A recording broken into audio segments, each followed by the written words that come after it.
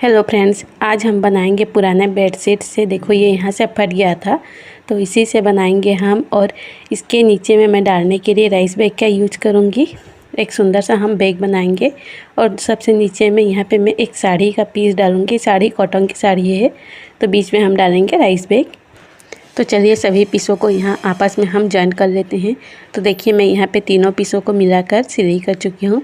बीच में हमने rice bag को डाला है और इसकी लंबाई और चौड़ाई है, यहाँ से इसकी चौड़ाई लंबाई जो है वो 36 इंच है और इसकी चौड़ाई है 18 इंच।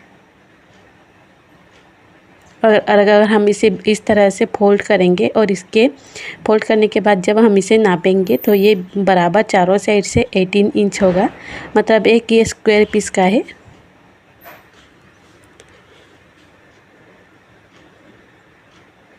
तो अब हम क्या करेंगे, इसे स्क्वायर पीस में हम इसे डबल कर लेंगे और यहाँ पे 4 इंच पे निशान लगाना है।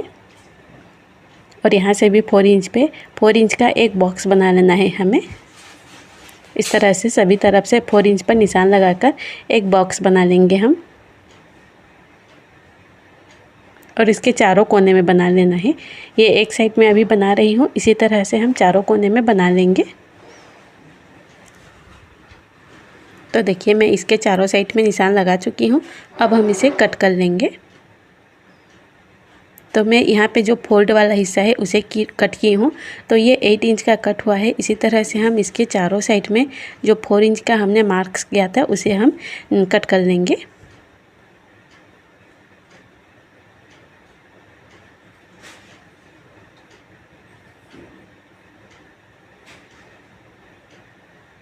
तो यहाँ पे मैं चारों साइड से इसे कट कर चुकी हूँ।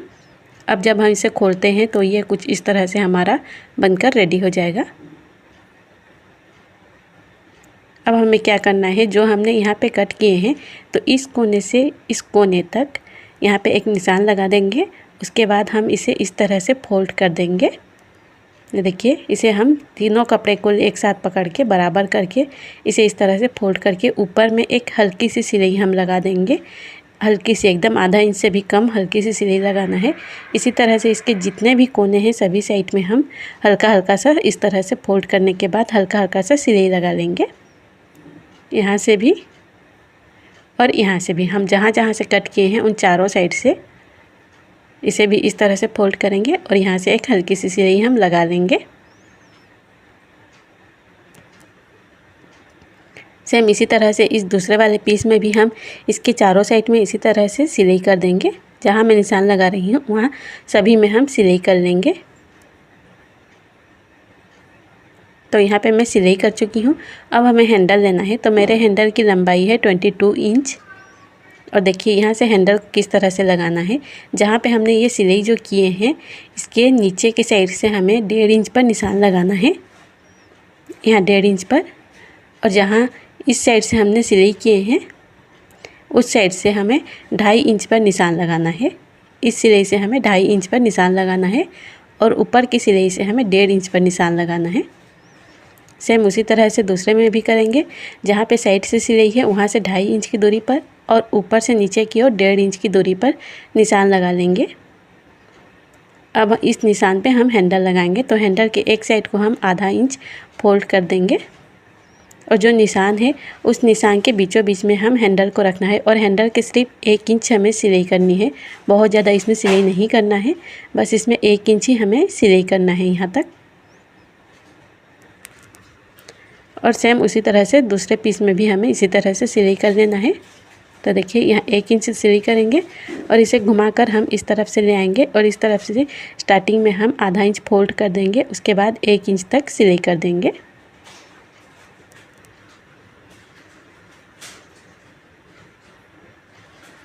यहाँ तक।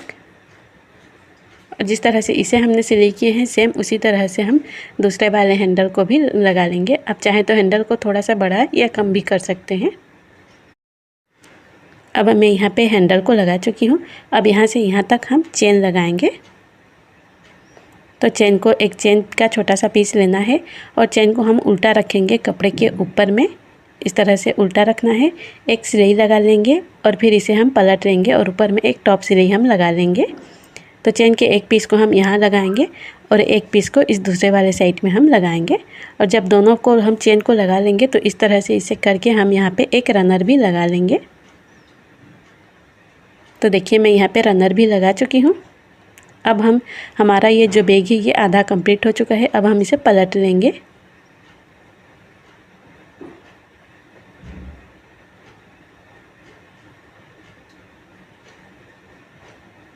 और पलटने के बाद इसे हम अच्छे से सीधा कर लेंगे। और देखिए यहाँ पे अभी सिलाई हम लगाएंगे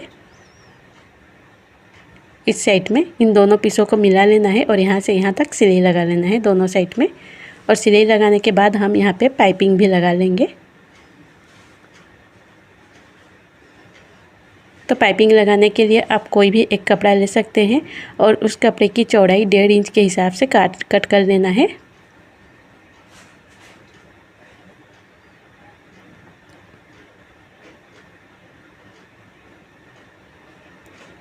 तो यहाँ पे मैं 1.5 इंच के चौड़ाई के हिसाब से कट कर चुकी हूँ। अब दोनों पीसों का हम जब सिलाई करेंगे तो एक पाइपिंग का कपड़ा जो है उसे भी उसके साथ में ही हम सिलाई करेंगे। और सिलाई करने के बाद इसे पलटकर एक टॉप सिलाई हम लगा लेंगे तो ये हमारा पाइपिंग हो जाएगा।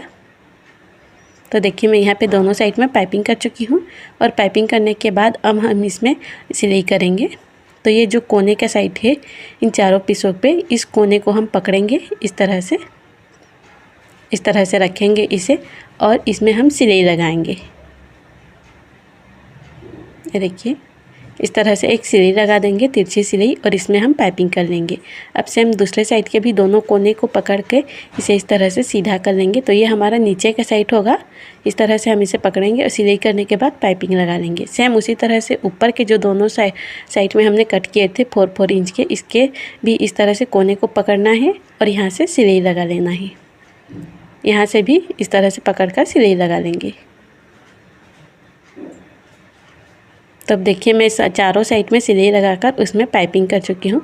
पाइपिंग करने के बाद जो हमारा राइस बैग का कतरन है या फिर हमारी कपड़े का जो कतरन है वो नहीं निकलता है, इसीलिए हमने इसमें पाइपिंग लगा ली है। अब यहाँ से चेन से इसे हम खोल के सीधा कर देंगे। जब सीधा करेंगे तब इसके कोने का जो हिस्सा है इसे अच्छे से हम सीधा करेंगे।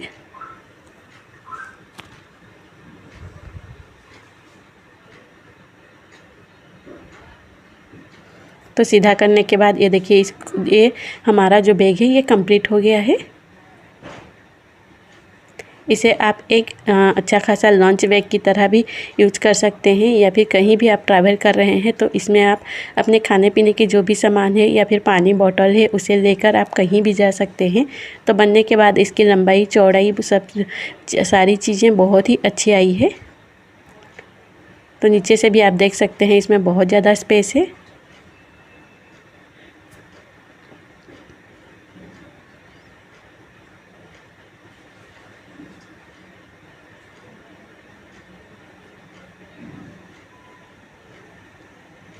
और इसके नीचे की साइड जो है वो 8 इंच है हमारा चौड़ाई, ये देखिए यहाँ से। और साइड से इसकी जो लंबाई है ये हमारा हो रहा है 10 इंच। तो इसमें बहुत ज़्यादा अच्छा सा स्पेस भी बन गया है हमारा। तो अगर पसंद आया हो तो प्लीज़ लाइक और सब्सक्राइब ज़रूर कीजिएगा।